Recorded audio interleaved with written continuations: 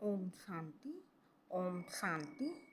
आज इस वीडियो में हम कल्प वृक्ष के बारे में जानेंगे। जिस प्रकार धरती के अंदर कोई बीज बोया जाता है और उसका वृक्ष ऊपर की ओर उगता है, उसकी शाखाएं टालियां ऊपर की ओर होती हैं, इसी प्रकार पिक्चर में जो वृक्ष दिखाया है ये कल्प वृक्ष है।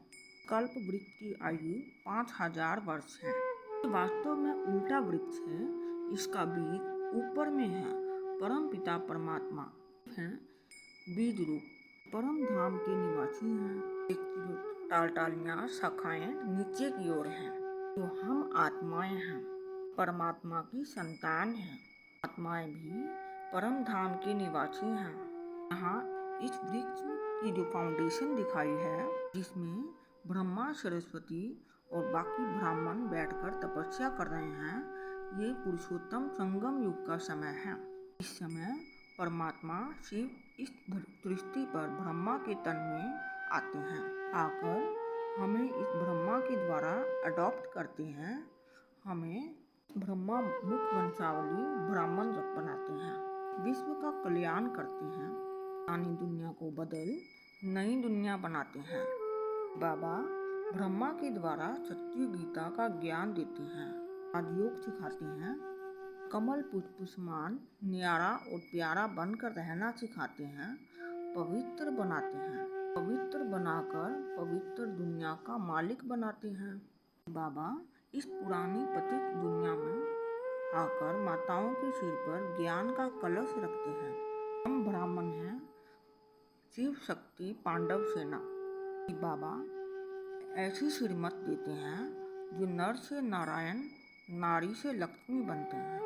वृक्ष में जो तना दिखाया है, इसमें 4 युग दिखाए हैं: सतयुग, त्रेता युग, द्वापर युग और कलयुग। प्रत्येक युग 1250 वर्ष है। बाबा ब्रह्मा के द्वारा इस युगी सृष्टि की स्थापना कराते हैं।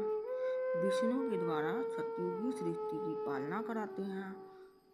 शंकर के द्वारा पुरानी दुनिया का विनाश कराते हैं। जब सतयुग होता है तो उसमें लक्ष्मी नारायण का राज्य होता है। वहाँ देवी देवताएं, गोप गोपियाँ और प्रजा भी होती हैं। वहाँ सब सुख से रहते हैं। वहाँ सर्व गुण संपन्न 16 कला संपूर्ण होते हैं।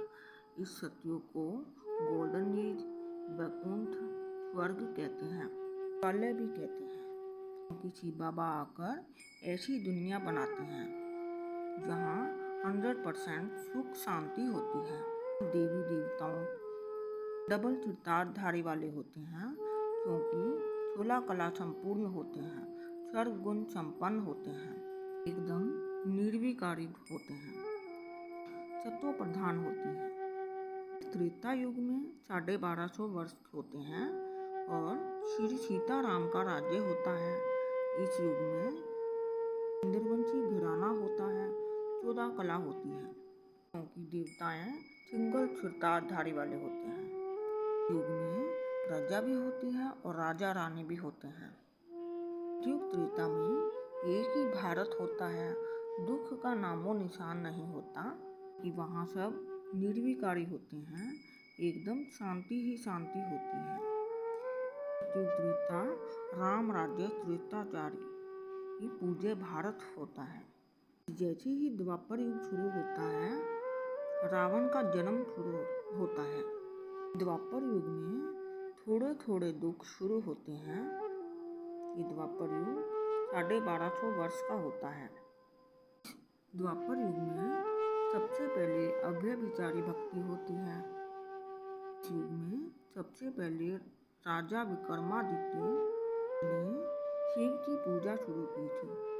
धीरे धीरे व्यभिचारी भक्ति होती है। इसमें देवी देवताओं की भक्ति होती है। सबसे पहले श्री कृष्ण की भक्ति, उसके बाद श्री लक्ष्मी नारायण की पूजा होती है, फिर सीताराम की पूजा होती है। द्वापर युग में हम अपने स्वरूप की पूजा करते हैं। इस द्वापर युग में धर्म स्थापक जन्म लेते हैं और आकर अपना अपना धर्म स्थापन करते हैं।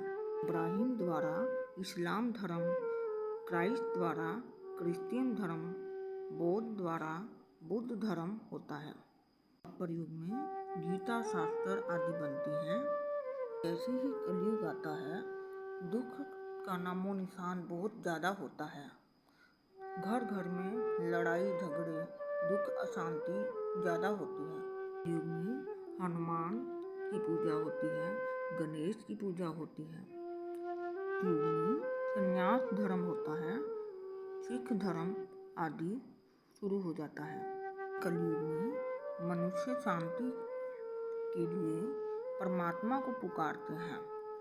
इसके साथ साथ देवी देवताओं की पूजा करते हैं, 5 तत्वों की पूजा करते हैं, सूर्य देव की पूजा, कमल के वृक्ष की पूजा करते हैं।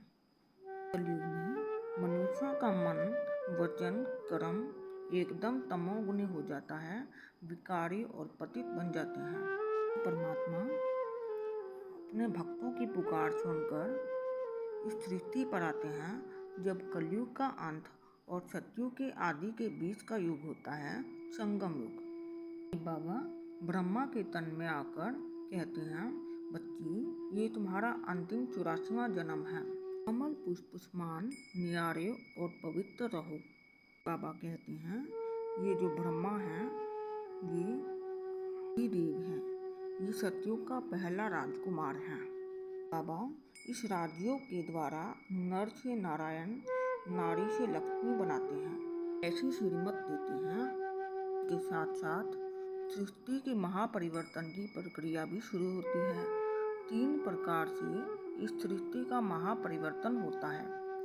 एक तरफ जाति, धर्म, भाषा, देश आदि भेदों के आधार पर गृह युद्ध आरंभ होते हैं और दूसरी ओर नेचुरल कैलेमिटीज भी होती है और तीसरी तरफ एटॉमिक बॉम्ब के द्वारा विश्व युद्ध होता है। 3 तरीकों से विश्व का परिवर्तन होता है। इन कारणों से मनुष्य अपने पिता के साथ परम धाम वापिस चली जाती हैं। कुछ ही आत्माएं इस सृष्टि पर रहती हैं जो सतयुगी दुनिया